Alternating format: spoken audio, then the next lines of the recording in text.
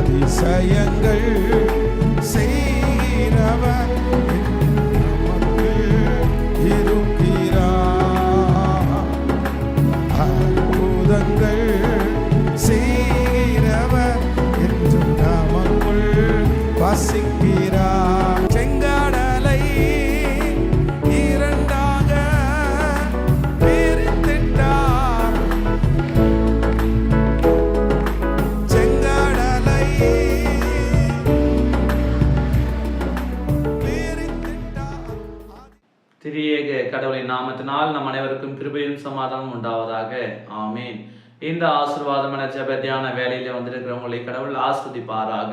கடந்த மாதம் முழுவதுமாய் நம்மை பாதுகாத்த ஆண்டவர் இந்த புதிய மாதத்திலும் கூட நம்மை ஆஸ்வதிப்பார். இஸ்ரேல் மக்கள் எகிப்தில அடிமைத்தன வாழ்க்கை வாழ்ந்து மோசேயின் வழியாக அவர் இஸ்ரேல் மக்களை விடுதலை செய்கிறார். இஸ்ரேல் மக்கள் எகிப்தில் விடுதலை பெற்றாலும் கூட எகிப்தின் ராஜாவாகிய பார்வோனிற்கு இந்த ஜனங்களை அனுப்பிவிட மனமில்லை. அவருடைய இருதயம் கடினப்படுகிறது. எனவே அவர்களை மீண்டுமாக கைது செய்யும்படியாக அவர்களை பின்தொடர்ந்து வந்து கொண்டே இருக்கிறான். இந்த இஸ்ரேல் மக்கள் தொடர்ந்து கடவுள் காண்பிக்கிற தேசத்திற்கு சென்று கொண்டே இருந்தார்கள். அப்படி போகின்ற பொழுது அவர்களுக்கு முன்பாக செங்கடல் வருகிறது. அங்கே வழி இல்லாமல் நிற்கிறார்கள். திரும்பி பார்க்கின்ற பொழுது அவர்களுக்கு பின்பாக பார்வோனின் சேனை தொடர்ந்து வருகிறது. அப்ப இதை பார்க்கும் பொழுது அந்த ஜனங்கள் என்ன செய்யறாங்க? பதட்டம் அடைகிறாங்க, பயப்படுறாங்க, சோர்ந்து போறாங்க. முன்பாக கடல் இருக்கிறது, வழி இல்லை. பின்பாக அந்த சேனை வருகிறது. பார்வோன் வந்து கொண்டிருக்கிறான், நம்மை கொல்ல போகிறான், நம்மை கைது செய்ய போகிறான், நம்மை துன்புறுத்த போகிறான் என்று சொல்லி அந்த ஜனங்க என்ன பண்றாங்க? கலக்கத்தோடு இருக்கிறாங்க. அப்போ அந்த நேரத்துல அந்த பயத்தின் மத்தியில கடவுள் ஒரு அதிசயத்தை செய்கிறார். இஸ்ரவேலர் நிமித்தமாக மோசே கர்த்தரிடத்துல ஜெபிக்கும் பொழுது கடவுள் சொல்கிறார், நீ உன் கையில் இருக்கிற தடியை அந்த செங்கடல் மீது போடு, அது இரண்டாக பிரியும், உங்களுக்கு பாதை கிடைக்கும், நீங்க அதன் வழியாக என்ன பண்ணலாம்? நீங்க தப்பித்து செல்லலாம் என்று சொல்லி கடவுள் சொல்கிறார். அப்போ கடவுள் சொல்லின் பிரகாரமாக மோசே என்ன செய்கிறான்? அந்த செங்கடல் மீது தனது கோலை வைக்கிறான். அந்த செங்கடல் இரண்டாக பிரிகிறது. அந்த தண்ணீர் மதிலாக நிற்கிறது. பாதி இல்லாத இடத்துல ஒரு பாதி உண்டாக்கினார். அந்த பயத்தின் மத்தியில் இருந்த அந்த ஜனங்கள், நடுக்கத்தின் மத்தியில் இருந்த இஸ்ரேல் மக்கள், மரண விளிம்பில் இருந்த இஸ்ரேல் மக்கள், அவர்கள் பெரிய அதிசயத்தை பார்த்தார்கள். ஆம், எனக்கு அன்பானவர்களே, இன்றைக்கு புதிய மாதத்துல வந்திருக்கிற நாம என்ன செய்ய போகிறோம்? இந்த மாதம் எப்படி இருக்க போகுது? இந்த மாதத்தின் தேவையை எப்படி நம்ம பூர்த்தி செய்ய போறோம்? இந்த மாதம் நமக்கு நன்மையானதாக இருக்குமா அல்லது கஷ்டம் நிறைந்ததாக இருக்குமா என்று சொல்லி பலவிதமான குழப்பத்தோடு தடுமாற்றத்தோடு இன்றைக்கு நாம பிரவேசித்திருக்கிறோம். ஆனாலும் கூட நாம் எவ்வளவு தடுமாறினாலும் எவ்வளவு சிந்தித்தாலும் கடந்த மாதம் முழுவதுமாக கடவுள் நம்மை நடத்தினார் அல்லவா? இந்த புதிய மாதத்திலும் கூட நம்மை நடத்துவார். நம்மை நடத்துகிற ஆண்டவர் ஒரு பெரிய அதிசயங்களை நம்முடைய வாழ்வில் செய்வார். பாதை இல்லாத பயத்தோடு இருந்த இஸ்ரவேல் மக்கள் ஒரு பெரிய அதிசயத்தை கண்டார்கள். இன்றைக்கு நீங்களும் நானும் கூட இந்த புதிய மாதத்துல ஒரு மிகப்பெரிய ஒரு அதிசயத்தை காண போகிறோம். கடவுள் நிச்சயமாகவே செய்வார். ஆம், எனக்கு அன்பானவர்களே, இன்றைக்கு வேதம் அதைத்தான் சொல்கிறது.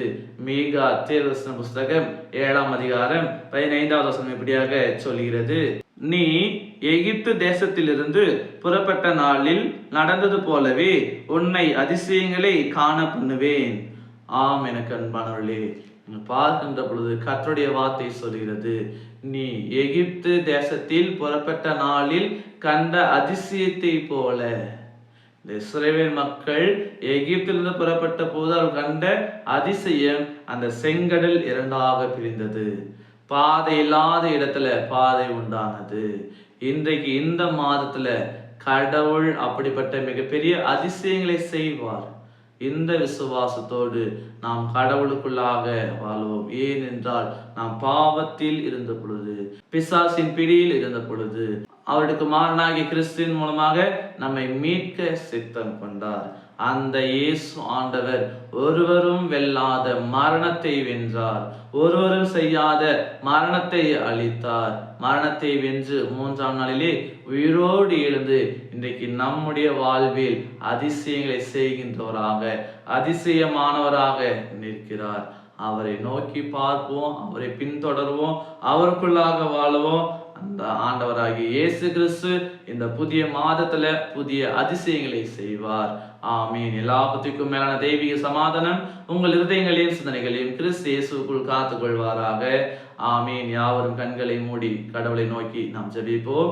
நேற்றும் இன்றும் என்று மாறாத பரலோக பிதாவே, இந்த ஆசீர்வாதமான சந்தோஷமான புதிய மாதத்துக்காக, இந்த நாளுக்காக நாங்கள் நன்றி படைக்கிறோம். அப்படியாக நீர் இஸ்ரவேல் மக்கள் எகிப்திலிருந்து புறப்பட்ட போது நீர் ஒரு பெரிய அதிசயத்தை காண செய்தீர்.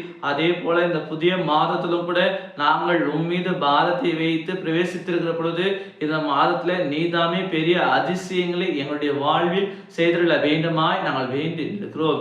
கடவுள் என்னுடைய வாழ்வில் அதிசயத்தை செய்வார், அதிசயத்தை காணும்படியாக செய்வார் என்று சொல்லி திடமான விசுவாசோடு இருக்கிற எங்களுடைய வாழ்வில் நீ தயவாய் மனமிருங்க வேண்டுமாய் நாங்கள் வேண்டி நிற்கிறோம். இந்த மாதம் முழுவதுமாய் நீர் எங்களை பாதுகாத்துக் கொள்வீராக. எல்லா பலவீனம், வியாதி, நோவு நொடி, எல்லா பிரச்சனை, எல்லா விதமான போராட்டங்கள், உபத்திரவங்கள், கவலைகள், கண்ணீர்கள் எல்லாவற்றின் மத்தியிலிருந்து நீர்தாமே எங்களை விடுவித்து சுகபத்திரமாக உம்முடைய பிள்ளைகளாய் சமாதானமாய் நடித்திருள வேண்டுமாய் நாங்கள் வேண்டி நிற்கிறோம். எல்லாருடைய பலவீனங்கள், சுகவீனங்கள் எல்லாவற்றையும் மாற்றி போடும். நல்ல பலத்தை, ஆரோக்கியத்தை கொடுப்பீராக.